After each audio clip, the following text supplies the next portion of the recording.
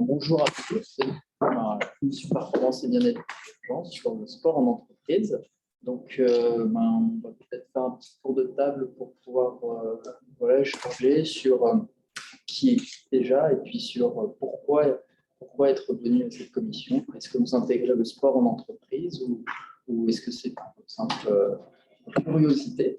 Donc, moi, je suis Tom Petitson, chargé de mission sociale du MEDEF Réunion et j'aide pour la création de cette commission et sur ces thématiques. Voilà. Moi, je m'appelle Gora Patel, j'ai été directeur régional de Réunion la Première, qui fait partie du groupe France Télévisions ces 3 dernières années à La Réunion. Je suis venu ce soir à l'invitation de Shafik parce qu'il m'a beaucoup aidé grâce au sport. Voilà. Quand je vous raconterai un petit peu mon parcours et les raisons pour lesquelles je suis revenu à La Réunion tout à l'heure, vous comprendrez que Shafik a été d'une aide extraordinaire pour m'empêcher d'exploser de temps en temps. Il m'a bien accompagné grâce au sport. Et ce qui fait que pendant ces 3 années, je suis allé tous les matins à mon bureau, zen d'une manière que je n'aurais même pas imaginée. Voilà. Et en même temps, il m'a permis de rester jeune. Bien réussi. Je n'irai pas jusqu'à Diabo, mais enfin jeune et dynamique. Ouais. Merci. Voilà. Bonsoir à tout le monde, Philippe Cusségur, directeur général du groupe Urcopa. Voilà, et puis ancien compétiteur sportif, amoureux du sport. Je pratique le sport régulièrement, mais pas qu'avant. Donc, je suis plutôt un sportif de l'âme maintenant, et plus que dans le corps. Et j'étais très curieux en fait de cette initiative. C'est un sujet intéressant, donc voilà pourquoi je suis présent. Merci de l'invitation. Alors, Christophe Gay, je suis expert en évaluation immobilière. Et pourquoi je suis venu? J'avais déjà participé à un atelier avec Mme Drouin qui m'avait beaucoup plu. Et j'ai été pendant 2 années sportif de haut niveau. Donc, à chaque fois qu'on parle de sport, voilà. OK. Voilà. Dans quel domaine? De cyclisme. Ah, super. Voilà. Ouais. Merci. Alors, moi, je suis Isabelle Levent. Donc, j'ai été porteur de projet dans PAC 2022. Donc, récemment, on a passé le pitch. Je suis néo-entrepreneur parce que je monte ma structure en coaching. Auparavant, j'étais contrôleuse de gestion et en parallèle, j'ai fait beaucoup de taekwondo. Je suis gradée ceinture noire 4e dan. Et c'est vrai que le sport, moi, c'était un double projet par rapport à ma vie personnelle, professionnelle. Et voilà. Et je trouve que c'est hyper important d'intégrer le sport dans les organisations d'une manière générale. Voilà. Merci. Super, Isabelle. Et on va peut-être demander à Thierry. Est-ce que Thierry veut nous... Si vous nous entendez, Thierry? Ah, c'est Thierry, ça va? Oui, ça va. Bonsoir tout le monde. Bonsoir. Donc, moi, je me trouve en métropole. Parce que j'ai assisté au COMEX 40 national, donc le bootcamp. Donc, c'est pour ça que je suis aujourd'hui en métropole. Donc, je me présente, Thierry Técher. Donc, je suis gérant d'une société de sécurité. Je suis aussi anciennement coach sportif. Donc j'ai le BE Bonté de la forme, plus le BE Sport pour tous. Et je me suis aussi à l'époque spécialisé dans tout ce qui est obésité et sport pour les seniors. Donc, du coup, ce soir, je voulais voir un petit peu de quoi parler la conférence. Donc, voilà, me voilà ici présent et heureux de l'être. Voilà. Merci Thierry, merci de ta fidélité. Je crois que tu as été à toutes mes conférences et tous mes ateliers. Donc, je te remercie vraiment. On arrive à la fin de l'année. Merci à toi. Avec plaisir.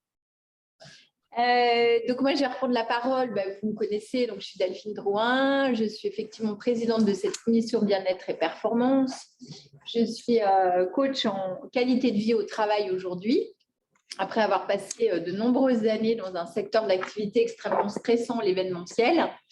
Je suis ravie d'accueillir Shafik ce soir. On a eu des sujets très diversifiés cette année. On a essayé de vous proposer des choses très différentes, à la fois tête, cœur, corps, si je devais résumer un peu notre année. on termine l'année et merci beaucoup Chafik d'avoir accepté mon invitation et merci Gora d'être là aussi pour témoigner. Moi, je suis convaincue qu'effectivement, le sport a toute sa place dans les entreprises, et le bien-être a toute sa place dans les entreprises, le mieux-être. Et le sport, c'est évidemment un levier de compétitivité pour les entreprises. Bon, vous me connaissez, on passe. Peut-être.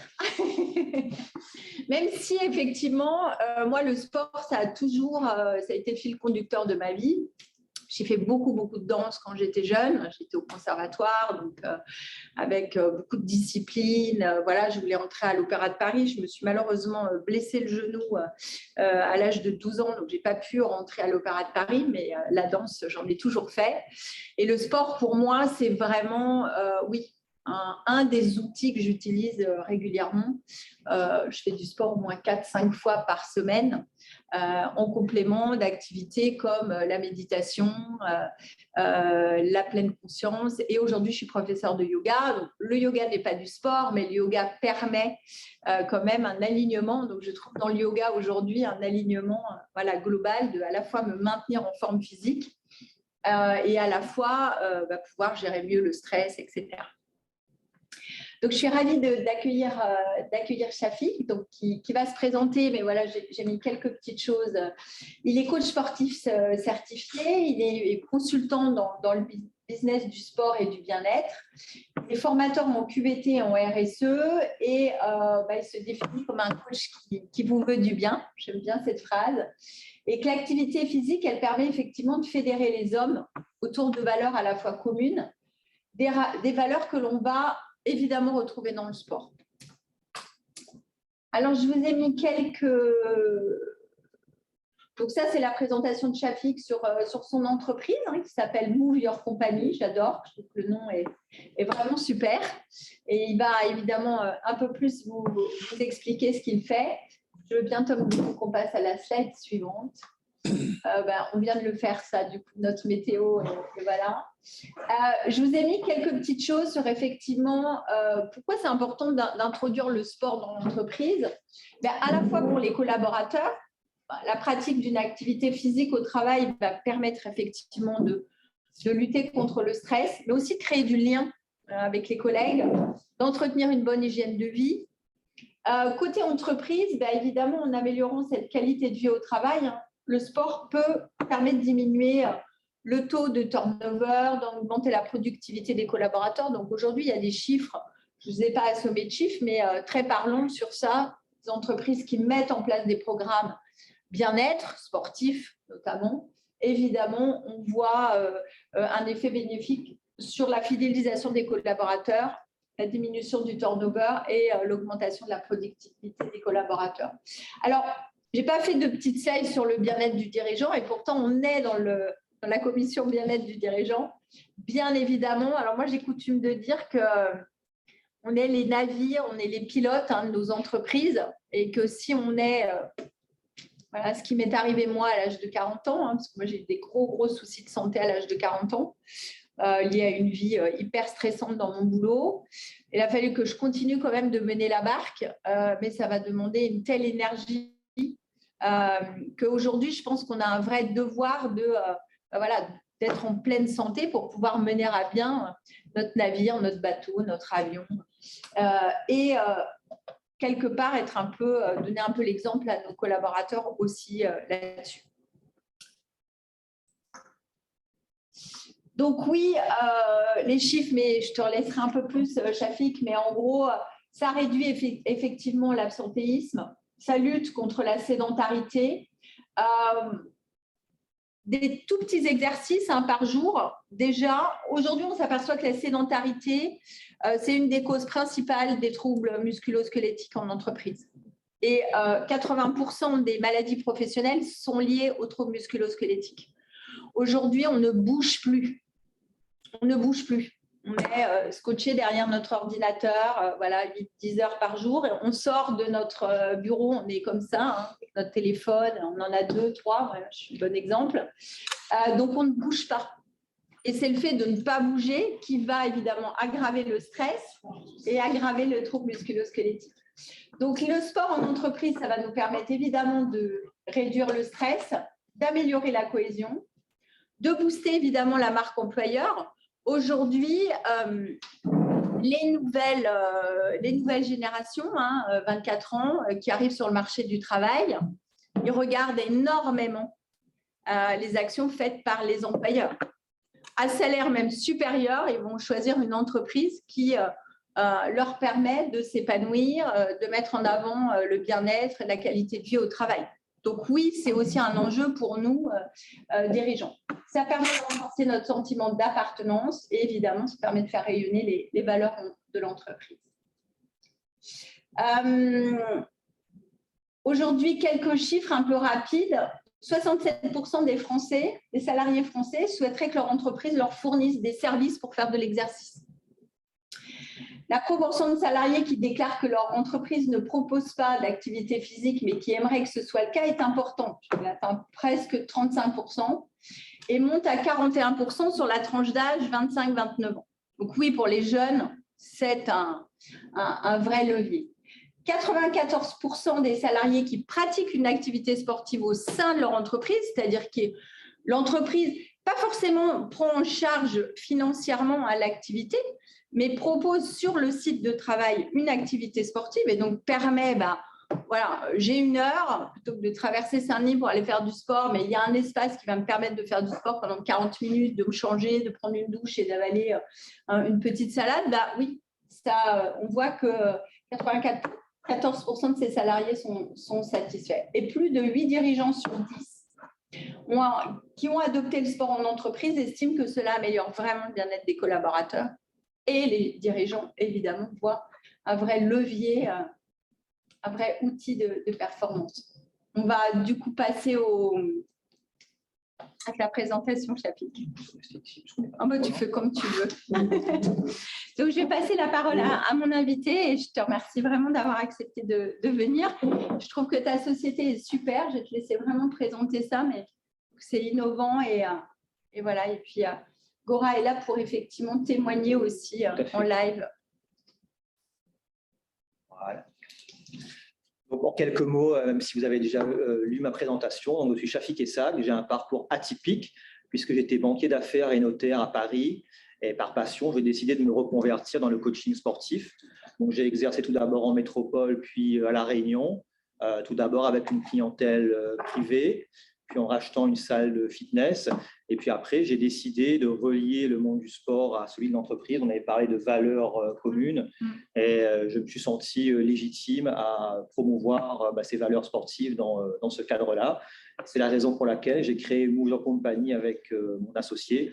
Et en quelques mots, on propose du coaching sportif en entreprise, des séminaires, de l'événementiel, de la formation. Et on en parlait avec Isabelle un peu plus tôt, les demandes sont assez variées, puisque par exemple, à demain, on a un événement qui se crée et on est chargé de l'organisation d'un déjeuner healthy et d'une chasse au trésor. On voit que du sport à des activités un peu plus variées, voilà, il n'y a qu'un pas, et on s'adapte à la demande du client. Alors, au niveau… Ouais. Alors, peut-être le PDF. Alors, En fait, le PDF, ça défile. Il n'arrive pas, il va le laisser comme ça. Et il va le faire défiler au fur et à mesure.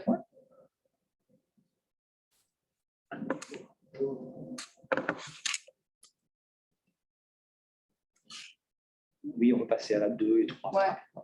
Donc, en gros, sur le plan, on le verra au fur et à mesure. Sur les objectifs, en fait, on va vraiment essayer d'identifier les freins au déploiement du sport en entreprise. Parce que nous, quand on se déplace, même quand on est sollicité, il y a souvent des remarques, des objections, des questions. Et donc, nous, notre objectif, ça va être justement de lever en fait tous ces freins et de voir qu'il est très simple de pouvoir faire la promotion du sport en entreprise pour qu'ils puissent progresser. Ouais.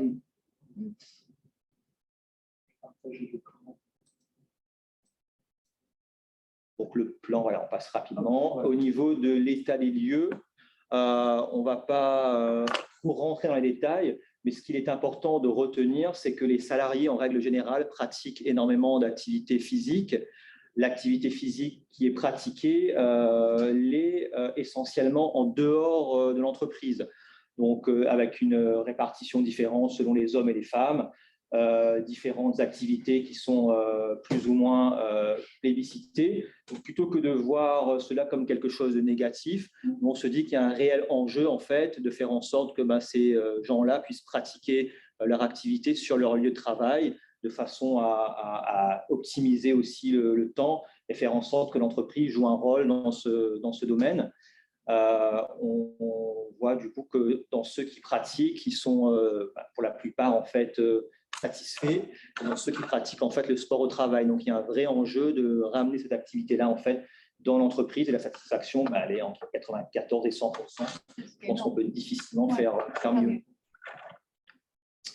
Alors, au niveau des dirigeants, c'est vraiment le moteur en fait de l'action. Il y a beaucoup de convaincus. Donc, quand on est sollicité ou qu'on se déplace parfois en prospection, personne ne va dire du mal en fait du sport. Donc, il y a une vraie dimension positive de l'activité. Mais on parle de croyants et pas assez de pratiquants, parce qu'entre les intentions et le fait d'être convaincu et la réalité, il y a quand même une différence qui est assez significative. Et on voit que le sport en entreprise est essentiellement dans des grosses entreprises. Il y a un peu cette idée que c'est réservé aux grosses boîtes avec des CE ou aux entreprises du CAC 40 et que la petite PME ou la TPE du coin, elle ne puisse pas forcément y avoir accès. Pour nous, encore une fois, là, c'est un potentiel. Ça veut dire qu'il faut aller vers ce public et faire prendre conscience que ça peut se mettre en place très facilement et qu'il n'y a pas forcément besoin de gros moyens financiers, humains et logistiques pour que ça puisse se développer. Alors, au niveau des freins, donc c'est vraiment les éléments qui reviennent le plus souvent. Alors, pour ceux qui pratiquent des activités qui ne conviennent pas, par rapport à un horaire, par rapport au fait de pouvoir reprendre le boulot juste après l'activité physique. Donc, c'est des choses qu'on va pouvoir lever très rapidement. Parfois, les CE, les entreprises, nous, les partenariats avec des salles de sport, mais qui ne sont pas forcément à côté, donc il y a une perte de temps. Les équipements aussi qui sont parfois prévus dans les espaces sportifs en entreprise sont insuffisants. Et parfois, il n'y a quasiment pas d'infrastructure. Donc, on nous dit, voilà, comment est-ce qu'on pourrait organiser ça, puisqu'on n'a que cette salle de réunion, par exemple, qui pourrait faire un espace d'entraînement idéal. Donc, on se rend compte que l'absence d'infrastructure n'est pas vraiment un frein. Le manque de moyens financiers, je passe rapidement sur ce point, mais il y a des aides qui existent. Il y a des dispositifs au niveau des charges sociales, il y a des dispositifs au niveau fiscaux, notamment pour le chef d'entreprise qui pratique une activité physique. Il y a aussi la formation professionnelle qui a toute sa place pour pouvoir prendre en charge certaines formations, par exemple la prévention des troubles musculo-squelettiques. Et on a aussi les CE, les CSE, qui ont aussi toute légitimité dans l'activité physique et sportive. Donc, le manque de moyens financiers n'est pas vraiment… on peut le lever très rapidement. Et puis, on ne sait pas trop sur qui se tourner, puisque le métier de coach n'est pas forcément connu. Donc, on ne sait pas qu'il y a des coachs qui sont certifiés, qui sont diplômés. Donc, c'est aussi aux professionnels de faire un effort de pédagogie, de communication pour se faire connaître.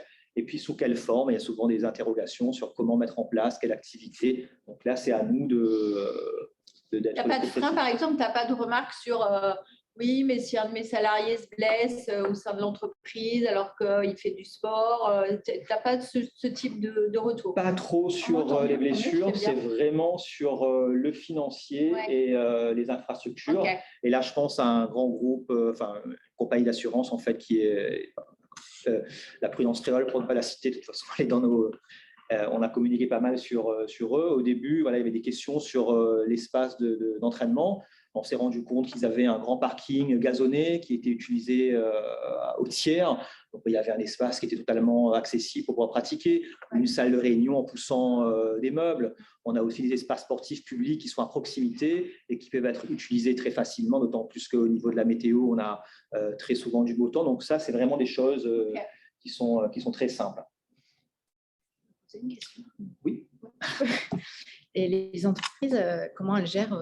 J'imagine que les salariés qui sont demandeurs d'activités sportives, mais derrière, s'il n'y a pas les douches, c'est un peu compliqué. Qu'est-ce qu'ils mettent en place, les entreprises? Est-ce qu'il y a eu des propositions de votre part ou de leur part aussi? Est-ce que... Alors, il y a plusieurs choses. Nous, comme on fait de l'aménagement d'espaces sportifs, parfois on crée directement au sein de l'entreprise des espaces sportifs.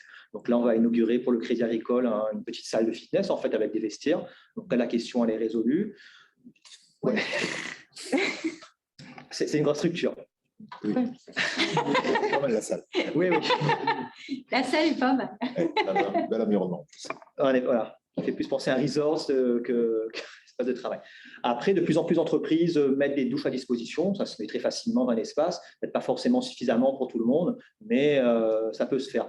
Après, nous, on a différents types d'intensité d'activité physique de façon à pouvoir en fait lever ces questions. Par exemple, sur un créneau entre midi et 2, si on fait un cours de pilates ou de yoga dans un endroit qui est ombragé, bon, alors peut-être qu'en été, on transpire un peu plus, mais voilà, on peut toujours trouver une activité qui permette de ne pas forcément avoir besoin de prendre une douche. Là, c'est une petite photo d'un événement récent qu'on avait fait pour le groupe Rava. Donc là, on était plus sur une demi-journée avec un ramassage d'objets sur le littoral, donc avec une visée un peu écologique, environnementale, un repas healthy et puis des cours collectifs. Donc on se rend bien compte que là, bah voilà, il y a un grand parking de disponible, donc il n'y a pas forcément de difficultés. Et c'est vraiment une question de volonté. Donc, connaître l'entreprise pour lever les freins, c'est un élément important. En fait, il faut vraiment s'intéresser à l'entité qu'on va visiter. Donc, on s'intéresse à elle et on a un questionnaire. Hein. Le questionnaire, il sera différent si on s'adresse à une personne physique dans le cas d'un accompagnement ou à une entreprise. Mais là, ce n'est pas sectaire. Donc, on soit coach sportif, prof de yoga, développement personnel ou autre. C'est à peu près la même approche et s'intéresser vraiment à l'entreprise avec une méthode qui est basée sur l'analyse et les points d'intérêt. Donc, une méthode globale, interne et externe. Interne, on va s'intéresser à l'espace de travail, à l'ergonomie, à la flexibilité au niveau horaire, au rythme de travail, au télétravail. Donc, on va vraiment essayer de savoir comment il fonctionne pour pouvoir proposer pas seulement un petit joujou d'un cours de sport qui fera bien, mais vraiment un accompagnement et faire en sorte que ce soit vraiment intégré dans une politique globale.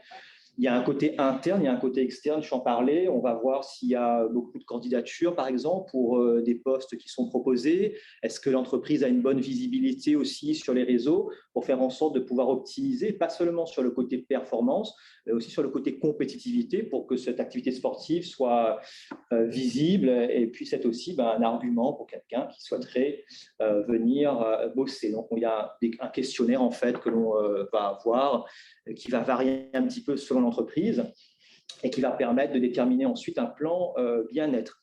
On avait abordé avec Gora un point important chez Réunion Première, puisqu'il y a des équipes qui ont des métiers en fait très différents entre le monteur, le caméraman et celui qui présente le JT. Chacun a des besoins, des attentes différentes.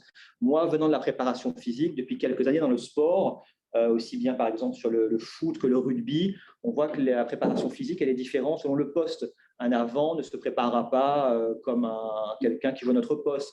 Un défenseur ne se préparera pas forcément comme le gardien. Donc là, on s'adapte à l'entreprise. Par exemple, pour un groupe comme Ravat, on peut proposer des prestations globales et on va aussi, si on est amené à avoir des séances qui sont récurrentes, faire en sorte de privilégier les troubles musculo-squelettiques particuliers pour le manutentionnaire ou l'ouvrier et pour le cadre qui est devant son ordi avec l'iPad, l'écran, le volant et tout à l'avant, peut-être faire en sorte de travailler un peu la posture, donc de s'adapter vraiment. Ou lâcher prise. Ou lâcher prise aussi, parce que je parle pas mal du côté physique, mais le côté mental, le côté émotionnel. Si tu es au volant et ton ordi, ton téléphone. Ça fait beaucoup. En deux mots, gadget ou nécessité du Chief Happiness Officer ou manager, c'est une question qui peut se poser par expérience quand on a quelqu'un dans l'entreprise qui s'occupe de la QVT ou la RSE, c'est souvent quelqu'un qui a déjà un poste, donc soit dans la communication, dans le marketing ou au RH. Donc en fait, cette fonction-là, il va la réaliser quand il aura du temps. Ouais. Donc, souvent, c'est un peu relégué à la fin de journée ou pas du tout. Donc, c'est peut-être une opportunité d'avoir quelqu'un qui s'occupe de ça et qui, du coup, peut faire en sorte de créer en fait toutes ces activités. Je passe assez vite puisque la QVT, voilà, on en parle beaucoup, les critères, on a un peu parlé, le contenu du travail, la relation, la santé, les arrêts maladie, le turnover, c'est vraiment des notions qui vont pouvoir déterminer un petit peu la fiche de l'entreprise. Le développement professionnel, est-ce que les employés font des formations, est-ce qu'il y a une politique QVT qui est mise en place? Donc voilà, ça c'est des choses que l'on voit sur le terrain. Alors, on parlait du dirigeant, donc le dirigeant moteur de l'action. Nous, on voit parfois au niveau de l'entreprise, les collaborateurs la plupart du temps sont très satisfaits, mais pour qu'il y ait un engouement, pour que les choses puissent se mettre en place, il faut véritablement que le chef d'entreprise déjà soit convaincu. S'il pratique lui-même ou qu'il a une culture sportive, c'est mieux. Et puis, il faut vraiment la volonté, en fait. Et la volonté, c'est la volonté du dirigeant, c'est le moteur de l'action, c'est lui le chef. Donc, qu'importe la taille de l'entreprise, qu'importe le secteur dans lequel elle va exploiter une activité, l'intérêt du dirigeant et sa motivation va être vraiment l'élément moteur pour que les choses se mettent en place. Donc, il y a beaucoup de choses qui peuvent se mettre en place, j'en ai parlé, il y a des événements ponctuels, mais c'est moins intéressant en termes de résultats. On a l'aménagement du temps de travail, on a les salles de sport, la possibilité aussi de souscrire à un abonnement pour les collaborateurs. Sur cette slide et la suivante, je parle brièvement de quelques cas d'entreprise. Le cas de Michelin, pourquoi? Parce que dans les enquêtes sur les entreprises les plus attractives, quasiment tous les ans, elle est aux premières places, puisqu'il y a une vraie politique de QVT qui existe avant même que que la QVT soit connue. Donc, l'entreprise est extrêmement attractive. Il y a aussi le groupe Accor avec la symétrie des attentes. Un chef d'entreprise qui va se soucier de son collaborateur, ça sera un collaborateur qui sera épanoui et qui va s'identifier à son manager, en fait. Donc, il y a une symétrie et ça sera à peu près la même symétrie qu'aura le client par rapport à une attente sur un produit ou sur un service, qui est repris aussi par Ashore, qui a démocratisé aussi cela, en parlant de manager heureux, un collaborateur qui sera heureux, qui sera épanoui, ce sera la vitrine de l'entreprise. Et au lieu de se soucier toujours du client roi, de se soucier aussi du collaborateur, c'est aussi un moyen d'avoir un client satisfait. C'est ce qu'avait théorisé Nayar, qui est un Indien qui a écrit un bouquin célèbre sur le fait de se préoccuper dans un premier temps du collaborateur. On a la célèbre phrase de Richard Branson. Et on a aussi un truc que j'avais vu dans un reportage, en fait, c'était assez marrant. C'est quand SpaceX a fait son envol, un des premiers vols, le premier vol privé. Ils avaient interrogé quelqu'un qui s'occupait du ménage, en fait, dans l'entreprise, et qui disait que son activité contribue à la conquête spatiale, dans le sens où il s'identifiait tellement à l'entreprise et il était tellement valorisé et une entreprise avec beaucoup d'avantages que pour lui, son activité, elle contribuait en effet au bien-être des collaborateurs, à des bureaux qui sont propres. Et du coup, chacun dans l'entreprise contribue à la réussite finale. Donc, c'est un détail, mais ça a son importance. Là, je passe assez vite sur les critères de la qualité de vie au travail. Ce qu'il faut retenir, c'est qu'il y a 11 critères et que l'activité physique et sportive, elle répond à 7 des 11 critères. Donc, le fait de la mettre en place, c'est déjà la garantie de pouvoir optimiser ces valeurs. Là aussi, assez rapidement, sur la QVT et la RSE, on voit que les salariés considèrent que l'amélioration des conditions de travail, c'est une thématique essentielle pour eux. Et les salariés souhaitent davantage s'investir dans les actions RSE et dans les entreprises qui mettent en place ce genre de pratiques. Alors, le nerf de la guerre, ça reste la finance, ça reste quand même le côté l'argent. Donc, bien entendu, de dire qu'on sera en bonne santé et tout, c'est très bien, mais au-delà de ça, et là, on peut s'appuyer sur les nombreux articles et la recherche qu'a faite le MEDEF. Donc là, je reprends que des chiffres qui existent déjà. Au-delà de l'aspect image de marque, de l'engagement et du côté, je dirais, concurrentiel de proposer ça, il y a une attractivité du sport en entreprise sur la sensation en fait de bien se sentir au travail. Donc, c'est un premier élément avec des chiffres qui parlent pour eux-mêmes. Et puis, sur l'autre document, on voit qu'il y a des réels impacts. On parlait de levier de compétitivité ou de productivité ou d'attractivité, amélioration de la sérénité, du stress, de la productivité, de la rentabilité. C'est aussi des éléments qu'avait indiqué Delphine sur sa présentation. Et sur la baisse, en fait, de l'absentéisme, avec la France qui est malheureusement fait partie du trio de tête sur cet élément. Donc concrètement, un salarié qui est heureux, qui fait du sport sur le travail, il y aura des effets sur sa santé, il y aura des effets sur sa posture, il y aura moins d'arrêt maladie. Si c'est fait de façon récurrente avec une vraie politique, pas uniquement des séances qui sont espacées de plusieurs mois, donc les chiffres sont là pour appuyer en fait notre thèse.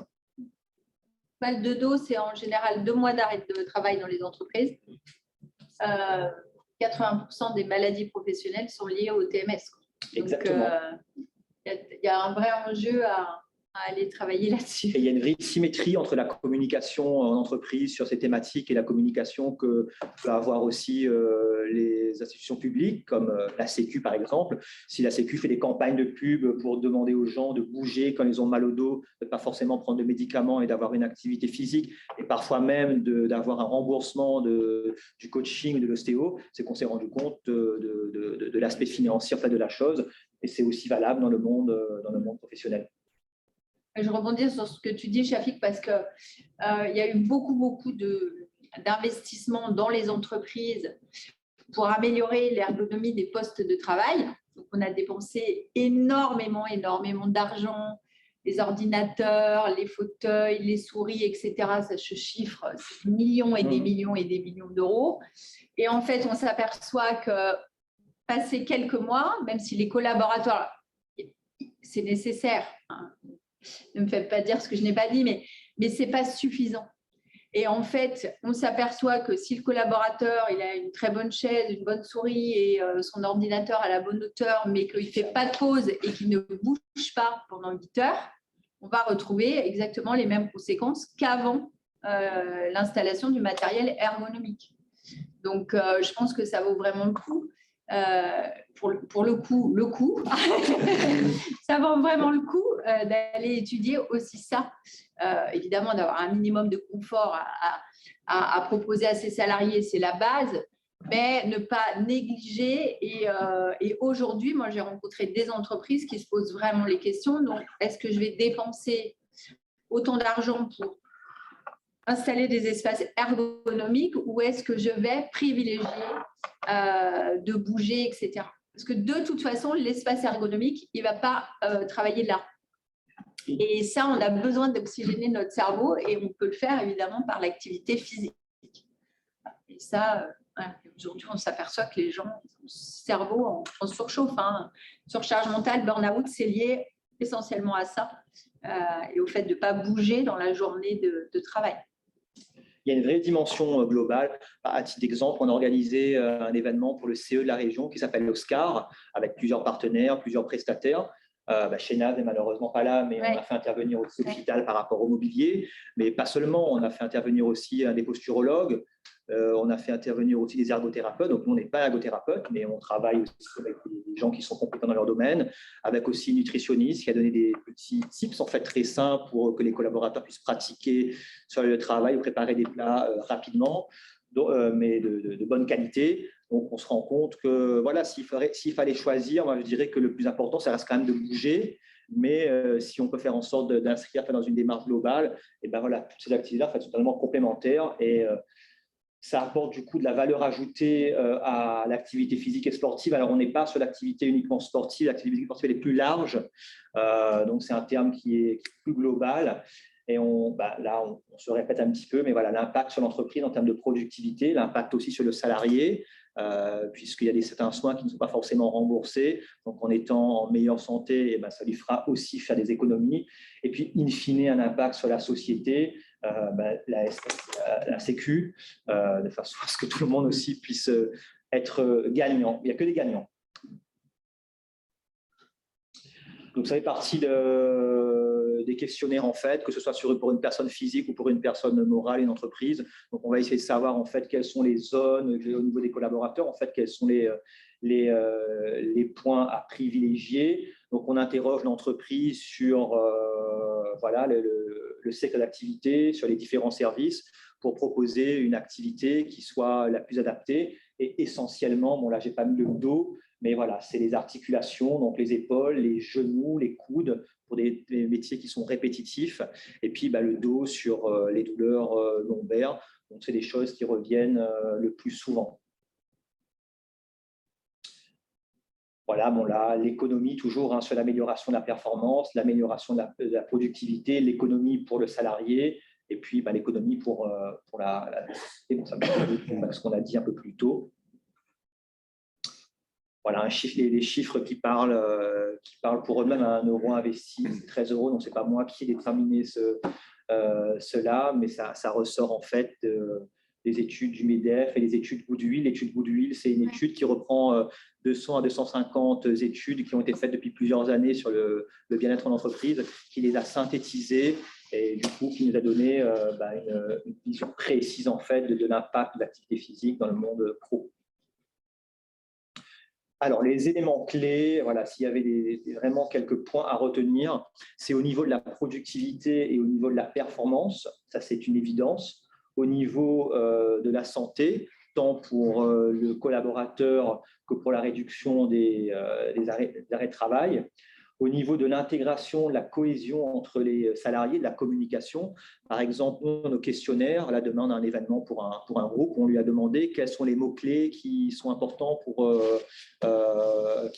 à véhiculer, quelles sont ses valeurs, de façon à ce que nos coachs, quand ils se déplacent, ils se sont intéressés à l'entreprise, ils savent pertinemment le milieu dans lequel ils vont intervenir et qu'on puisse avoir un discours ou des mots-clés ou une philosophie qui sera différente dans un groupe du BTP que pour la petite start-up. Donc, ça, c'est vraiment intéressant pour communiquer aussi efficacement. Les choses qui pourront se dire seront… La communication informelle, en fait, elle sera très présente dans ce genre d'activité et voilà, ça va permettre de communiquer différemment. L'intégration et la cohésion, le climat social, bien évidemment, et puis on a parlé de l'aspect concurrentiel, améliorer l'image de l'entreprise. Donc nous, quand on se déplace, on a une chargée de com qui n'est pas là systématiquement, qui est là très régulièrement, qui vient, qui prend des photos, qui prend des vidéos. On va pouvoir utiliser nous pour notre image et bien entendu l'entreprise pour ses propres réseaux de façon à capitaliser en interne, à montrer ce qui se fait. Et puis en externe, c'est un formidable levier en fait de montrer que voilà, on se soucie du bien-être, on met en place des actions et il y a ce côté vraiment attractif qui, je pense, est vraiment extrêmement important. Là, c'était un événement justement pour Oscar, pour la région, donc avec des collaborateurs qui sont venus sur un jour férié récupérer des bons cadeaux. Donc, on avait mis en place avec des partenaires, des prestataires, pas mal d'événements. Il y avait des gens qui n'étaient pas du tout habillés en circonstance, comme on peut le voir. Et encore une fois, on n'est pas habillé en circonstance, ça ne nous empêche pas de bouger. Donc, voilà, on s'adapte vraiment à chaque situation et les freins sont levés rapidement. Ça, c'est un cours à la CINOR, donc la salle solennelle de la CINOR où a lieu, c'est la salle du conseil. Donc, normalement, on est dans un espace un peu plus réduit. Et puis là, cet espace réduit, c'était la salle conseil plutôt la salle commission qui a été utilisée. Et voilà, on s'adapte, la salle est disponible. Il y avait une délibération qui avait eu lieu juste avant. Et voilà, on utilise l'espace existant et en fait, on s'adapte vraiment à l'environnement. J'ai donné un cours, c'était hier, il n'y avait pas d'espace disponible. On a fait dans le hall, parce que c'était fait au public. Et puis, on a utilisé en fait les escaliers de la CINOR en fait, pour faire démonter l'escalier, du renforcement musculaire. Donc, il y a vraiment tout espace qui peut être exploité. Bien-être du dirigeant, donc on a parlé d'Elon Musk et de SpaceX à titre d'exemple. Là, c'est un peu le contre-exemple. C'est le côté un peu américain du no pain, no gain, du chef d'entreprise qui a nécessairement besoin de se tuer à la tâche, de bosser en fait 40 heures, 100 heures pour être productif. On a un revirement, on a un changement depuis quelques temps avec le Miracle Morning, ou pas mal de façons de fonctionner. On va privilégier une organisation de son temps équilibrée entre le temps de travail professionnel et le temps de travail et le temps pour sa famille, le temps personnel. Donc, on se rend compte que voilà, ces théories sont un peu dépassées et le dirigeant peut justement, c'est Laura aussi qui va pouvoir nous en parler, trouver du temps pour soi, et ce temps-là, ça sera un temps qui va lui permettre aussi d'être beaucoup plus productif, d'avoir plus de recul sur son travail et peut-être d'être plus lucide face à la prise de décision. Alors, le titre est… j'aurais pu faire pire encore, tout le monde s'en fiche, on s'en moque. Mais c'est vrai, moi, ce qui m'a marqué, c'est énorme. On parle beaucoup du collaborateur. On ne parle pas beaucoup du manager. Le manager aussi, il est un peu entre deux. Laura en parlera. Et il a aussi beaucoup de pression et il est aussi très stressé, très fatigué. Donc, quand je parle du collaborateur, c'est aussi manager. Je pense que ça mériterait aussi peut-être un développement pour une prochaine, un développement particulier. Tout le monde s'en moque parce que pour mettre les pieds dans le plat, le chef d'entreprise, il gagne très bien sa vie, donc il a des coachs de partout, il a une qualité de vie exceptionnelle et en même temps, il dirige, donc il doit assumer en fait, il doit avoir les épaules en fait larges. Et c'est vrai qu'il y a beaucoup d'études sur le collaborateur, très peu d'études sur le chef d'entreprise. Les seules études, c'est pour dire qu'il est fatigué, qu'il est stressé, qu'il est en burn-out et qu'il est à deux doigts de craquer, quoi. Donc, c'est vrai que moi, pour avoir été un peu du côté manager dans le notariat, avoir été collaborateur, et c'est aussi ce qui m'a poussé à changer de métier, puisque dans le notariat, parfois, les relations de travail ne sont pas forcément très, très simples. Et là, en tant que chef d'entreprise, où parfois on peut se sentir seul, en fait, quand on est indépendant. Donc, j'ai un peu ces différentes visions. Et je me suis dit, le chef d'entreprise, il faut vraiment lui proposer un accompagnement particulier, un accompagnement collectif avec yoga, peut-être, je ne sais pas, d'autres activités plus psychologiques ou personnelles. Mais il y a un gros accroissement des… Moi, ça m'a marqué, je n'ai pas retrouvé là mais un gros accroissement du recours à des drogues, à des médicaments et à l'alcool chez le chef d'entreprise, qui est relativement nouveau. Moi, j'ai échangé avec le professeur Mété au CHU de Belle-Pierre, alcool un peu toujours. Et aujourd'hui, médicaments et drogue. La drogue, il y a longtemps que dans les cercles… Ouais, mais là, lui, Mété, il est addictologue au CHU ici à La Réunion. Il n'a jamais vu autant, moi j'ai échangé avec lui, il n'a jamais vu autant de dirigeants, jeunes, à tous les âges qui ont recours à ça pour, parce qu'ils sont somnifères, cocaïne, amphétamine. C'est, lui, il voit une vraie explosion depuis 2 ans à La Réunion. Enfin, en tout cas, il y avait peut-être avant. Comment ? Parce qu'il y en avait moins avant. Il y en a de plus en plus qui rentrent, c'est pour ça. Oui, c'est ça. Pas ici. Non, mais c'est ça. Ouais. Beaucoup. Et puis aussi, peut-être qu'il y avait des pratiques, tu as raison, c'est pas tout à fait nouveau, mais en tout cas, les gens ont besoin d'aide. Ça, il les voit aujourd'hui dans son service. L'addictologie au CHU de Belle-Pierre. Je ne sais pas si tu le connais, mais hyper intéressant. Du coup, à l'occasion, parce que oui, c'est des problématiques qui se posent.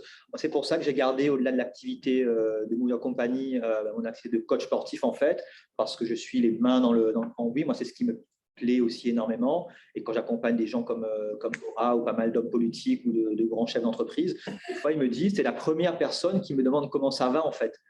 Parce que c'est un peu le parent pauvre de tout ça. On part du principe qu'il va bien et jamais quelqu'un lui demande comment tu es aujourd'hui, comment tu te sens, quoi. Et donc, je pense que c'est une vraie piste aussi pour ceux qui se lancent dans le métier, de cibler aussi cette clientèle qui a besoin d'être accompagnée, tout simplement. Voilà, donc après, il y a quelques études qui sont faites et qui montrent au-delà du burn-out, du stress, qu'il y a un vrai besoin de pratiquer une activité physique et sportive, de prendre des jours de congé, de pouvoir se on parle de droit à la déconnexion, qui est aussi valable pour le chef d'entreprise, de pouvoir se déconnecter de son entreprise entre la vie pro-perso. Le Covid, le télétravail, tout ça n'a pas forcément aidé puisqu'on a cette faculté aussi à bosser de partout, donc être parfois un petit peu esclave de tout ça et être un peu over-connecté. Donc, quel type d'accompagnement? En 2 mots, comme pour une entreprise, un questionnaire, une analyse des besoins et une planification. Ce qu'on proposera à Agora, ce ne sera pas ce qu'on proposera à notre chef d'entreprise. Donc, voilà, de faire en sorte que ce soit le plus individualisé possible et de pouvoir répondre aux besoins le plus précisément. Je passe sur les effets de l'activité physique et sportive. Delphine a déjà parlé. Et on va laisser Gora Merci, parler. La photo, elle Je sais pas, j'ai pris ce que je pouvais. Je sais pas si... Elle te plaît pas ou... C'est plus beau en direct. Ça va pas, ta photo? C'est bien, c'est notre prochain sujet en septembre, l'image du dirigeant et la communication et la photo. Non, merci d'abord. Ouais, merci. Bon, je vais essayer de prendre un angle, la QVT. France Télévisions a été un exemple dans la signature d'un premier contrat QVT, je vais appeler ça contrat QVT, santé et qualité de vie au travail, SQVT. Et c'est super, il le faut, et c'était un bénéfice énorme pour les collaborateurs. Mais, comme disait Shafik tout à l'heure, quand on amène la SQVT et qu'on est militant de la SQVT dans son entreprise, il le faut. Il ne faut pas que l'on considère ça comme quelque chose que l'on fait en plus. Et ça a été souvent le cas. La personne qui gère la SQVT, côté entreprise, c'est quelqu'un qui a déjà une autre activité à côté, quoi. Il est cadre de... Et les syndicats, eux, ils ont très vite compris l'intérêt de la SQVT. Et eux, ils se sont employés et ils se sont complètement, ils ont pris en main complètement la SQVT et ils ont retourné ça contre l'entreprise. C'est-à-dire que, moi je vous parle du service public, ce n'est pas du tout le cas de vos entreprises privées, c'est pareil. Moi je suis un ancien dirigeant d'un service public. Donc les syndicats ont compris qu'il y avait là quelque chose. Et bien, la SQVT est devenue une arme contre les dirigeants et surtout contre ce que j'appelle, moi, les cadres intermédiaires, ceux qui souffrent le plus dans un service public, comme France Télévisions. Je prends l'exemple de Réunion La Première, qui est une entreprise jeune, avec des sportifs. Il y a des gens qui pratiquent, qui font chaque année le Grand Raid. Bon, ils sont footballeurs, ils sont dans tous les sports collectifs et sports individuels. Il y a des champions de la Réunion. Ça, c'est une entreprise jeune, Réunion La Première. Les collaborateurs, que ce soit les journalistes, par exemple Valérie Filin, qui est rédactrice en chef adjoint, elle a fait 2 ou 3 fois, peut-être même plus que 3 fois, le Grand Raid. Bon, il y a des collaborateurs qui, chaque année, participent à toutes sortes de compétitions, etc. Donc, le sport, à titre individuel, ils le pratiquent. Mais la SQVT, qui est un bel outil, est devenu un outil entre les mains des syndicats contre les cadres intermédiaires. Pour moi, les gens qui souffrent le plus aujourd'hui dans les entreprises, comme Réunion La Première, ce sont les rédacteurs en chef adjoints, les adjoints, ce qu'on appelle les adjoints. Parce qu'eux, ils sont devenus ceux contre lesquels on se retourne quand on ne veut pas faire un travail. Et quand on ne veut pas faire un travail, on brandit la SQVT. Dès que vous dites quelque chose dans un service public comme Réunion La Première, on vous dit, mais alors, qu'est-ce que vous faites de la santé, de la qualité de vie au travail?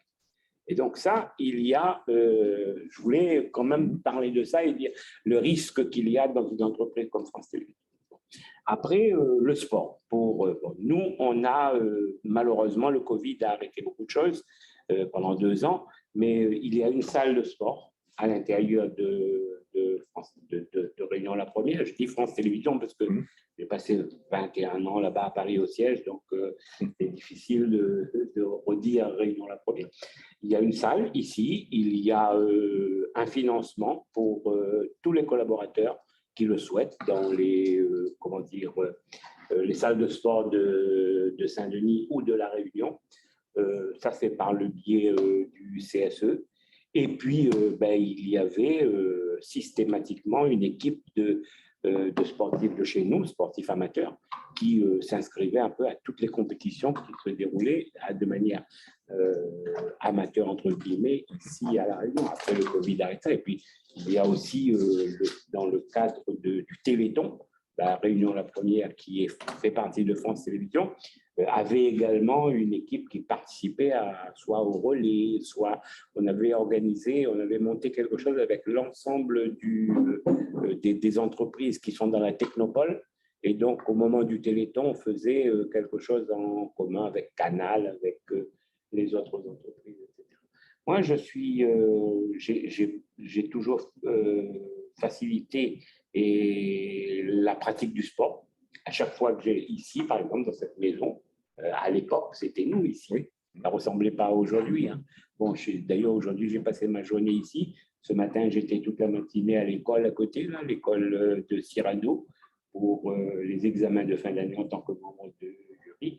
Et ce soir, je suis ici. Ça, c'était les salles de montage à l'époque. C'était les anciens locaux de RFO ici.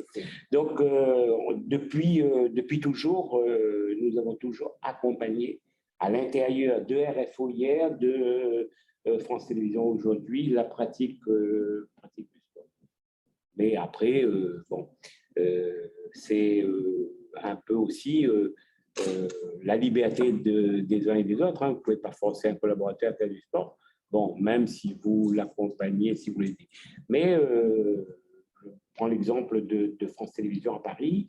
Au siège de France Télévisions, il y a tous les jours, entre midi et 2, différentes activités sportives parce qu'il y a de l'espace. Bon, c'est un immense bâtiment France Télévisions. Il y a même 2 immenses bâtiments, pour ceux qui connaissent, c'est dans le 15e.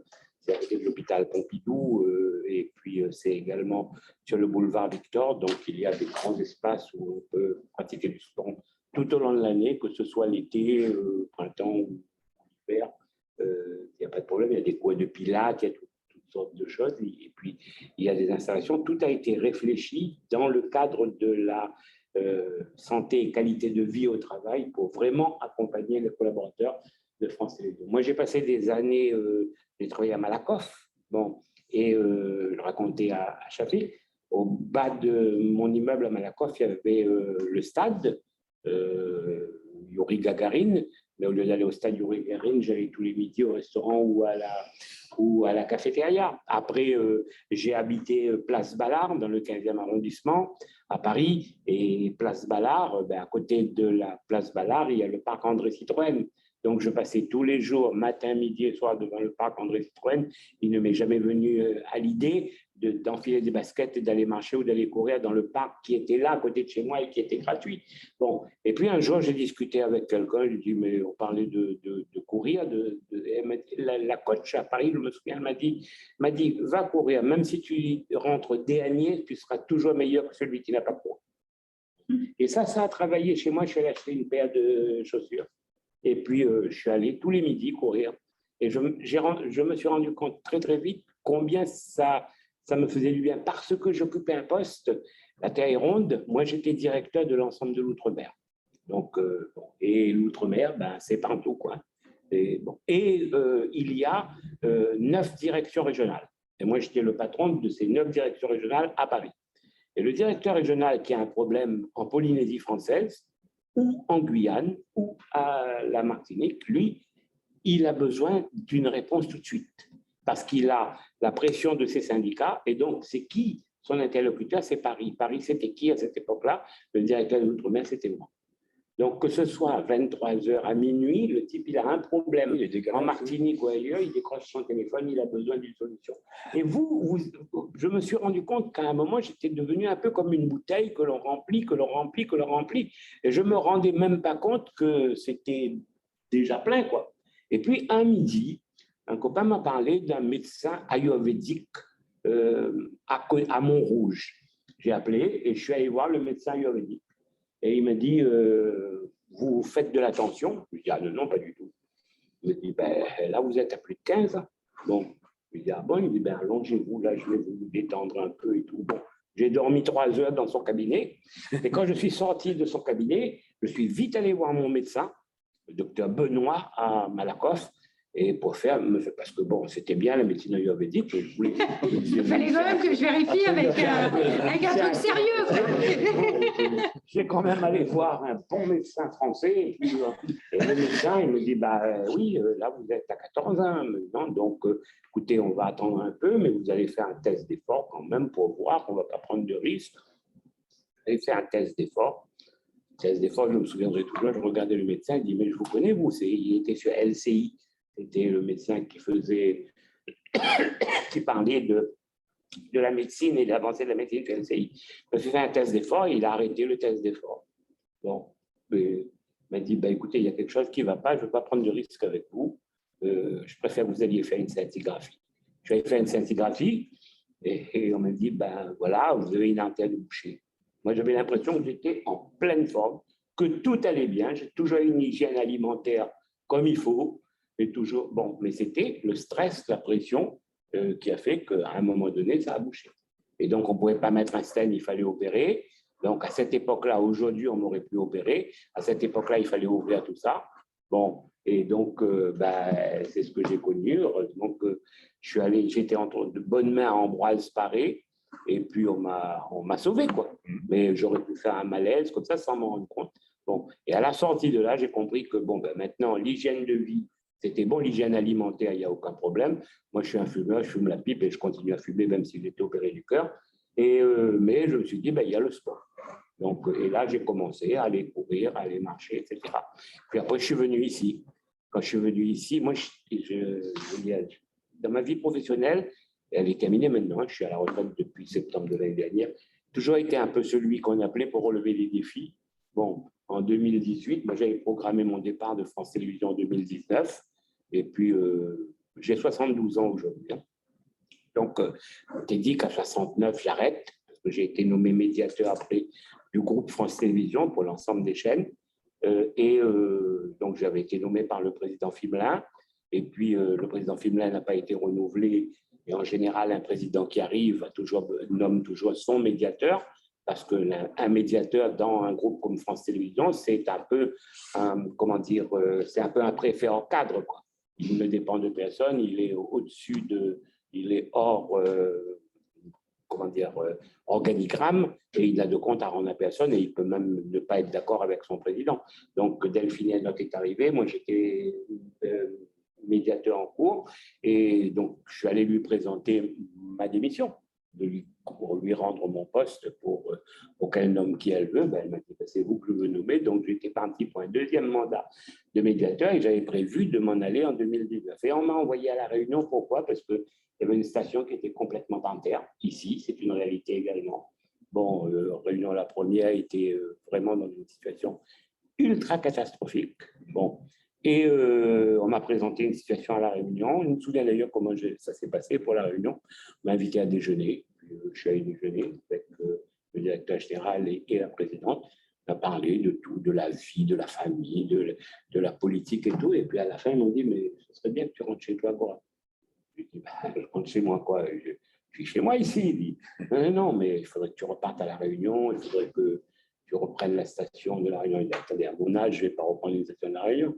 Il me dit, si, il faudrait, parce que c'est quand même ton pays et tout. Bon, je suis sorti de là. Il me dit, oui, je vais réfléchir. Puis je suis sorti de là, j'ai appelé ma femme, qui est parisienne. Donc, et je lui ai dit, tu sais ce qui m'arrive là, on me propose de repartir à La Réunion et de reprendre la station.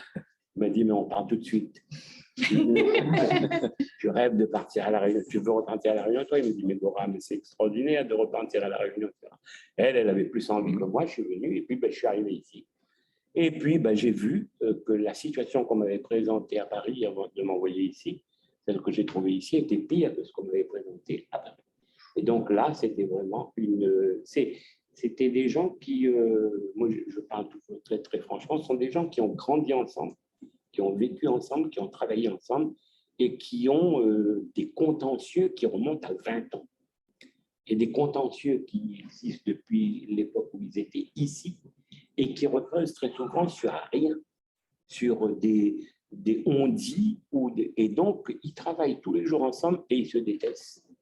Et puis, donc, vous imaginez comment c'est les trucs. Moi, je suis arrivé ici, on était en train de licencier une jeune femme réunionnaise d'à peine 30 ans, peut-être elle avait peut-être 30 ans, Et on lui a dit, ben tu as deux choix, soit tu pars en métropole, tu quittes la Réunion et tu vas travailler ailleurs, dans une autre entreprise, dans une autre station de France Télévisions, ou soit tu es licencié, mais sur un dossier vide.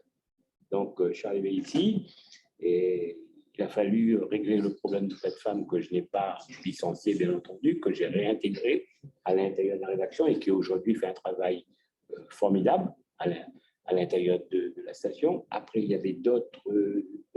C'est une station à laquelle personne ne parlait plus. Le monde de la culture avait disparu. La première soirée électorale, quand je suis revenu ici, il n'y a pas eu un homme politique qui était venu à Réunion la première. Ils étaient tous dans une réunion. Et donc, ça veut dire qu'il y avait... Bon, et vous imaginez la pression que ça met sur vous, parce que, comme disait Shafik tout à l'heure, l'audiovisuel, c'est une convention collective unique pour l'ensemble de France Télévisions, mais c'est des conventions de branches dans une station, il y a au moins 10 métiers qui travaillent ensemble. Et ces 10 métiers ne sont pas régis par la même convention collective. Un chef d'entreprise du privé, il a des collaborateurs, il est patron de ses collaborateurs, il y a des règles à l'intérieur de l'entreprise, mais une entreprise comme France Télévisions, il n'y a pas les mêmes règles. Vous ne gérez pas le personnel pareil. Vous gérez en fonction des conventions des uns et des autres. Et donc, c'est extrêmement, extrêmement compliqué. Et c'est là où Shafik est intéressant, parce que je crois, Shafik, j'avais son numéro dans mon agenda depuis 3 ans. Et puis un matin, je me suis dit, il faut quand même que je t'appelle. J'ai appelé, puis j'ai commencé, et puis j'ai vu combien ça m'a fait du bien, quoi. Combien ça m'a permis, moi, déjà, de faire descendre la pression, et puis de pouvoir y aller, parce que c'est la première fois de ma vie que je suis allé à Réunion la première travailler, et j'avais un nœud à l'estomac le premier jour, à mon âge. Je veux dire, alors que cette entreprise, je la connais, je l'ai pratiquée et tout, mais je veux dire, quand vous voyez l'état dans lequel c'était aujourd'hui, c'est une entreprise qui est repartie, qui revit, qui est reconnue, qui a retrouvé toute sa place dans le paysage local. Et moi, je suis en très bonne santé et tout va très bien. Merci, peut-être aussi grâce au fait que je ne suis plus à Réunion la première. Ouais. Merci beaucoup. Merci de votre intervention. J'espère que je n'ai pas été trop long. Non, c'était C'est super. intéressant.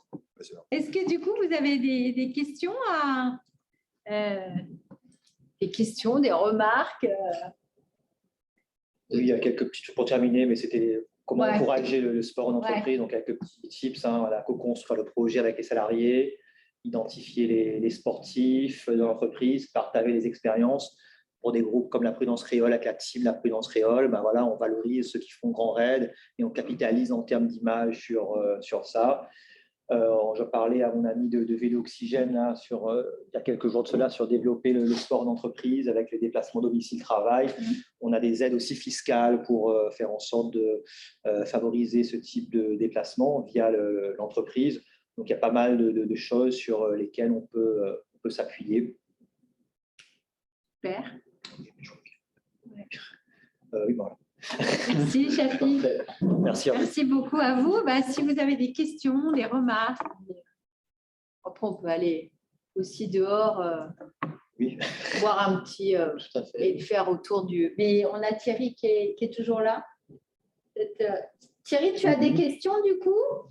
Non, pas spécialement. Je suis tout oui avec ce qui s'est dit, donc voilà, pas de remarques particulières.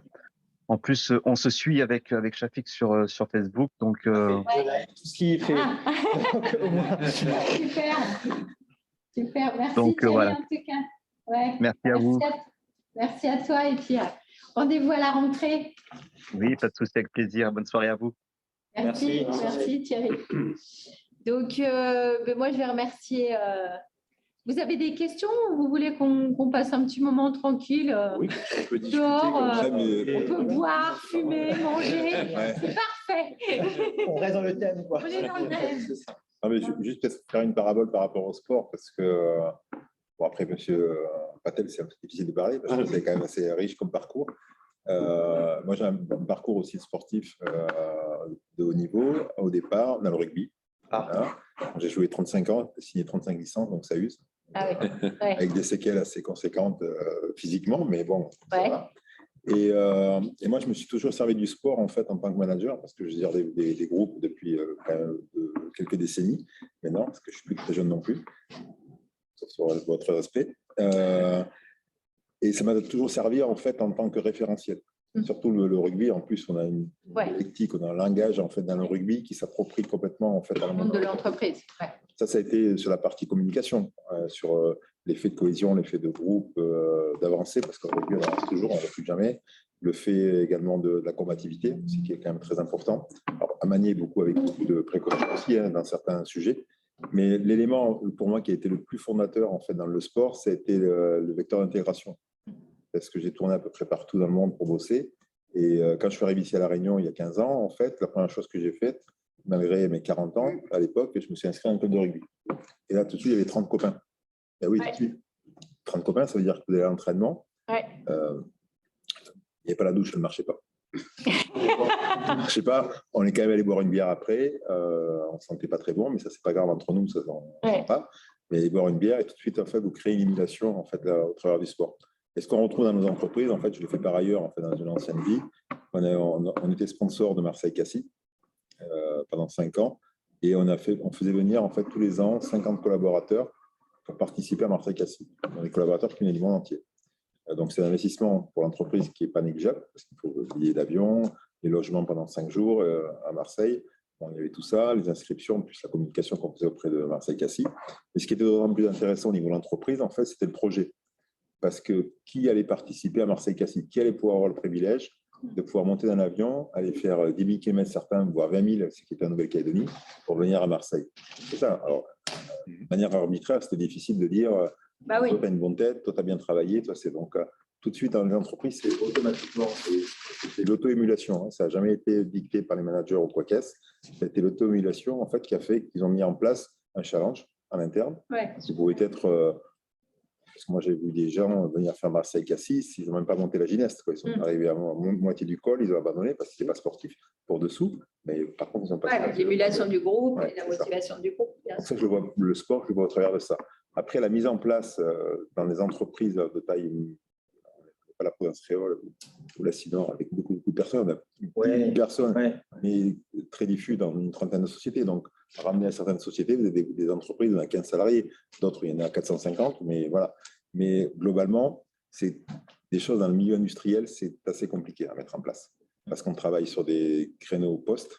Donc, on a des gens qui sont en décalage, en fait, dans la journée. Quand le salarié vient le matin, à 5 h du matin, mais il n'a pas allé à la salle de sport, et quand il a fait son poste, en fait, il n'a qu'une envie, c'est rentrer à la maison. Bien sûr. Voilà.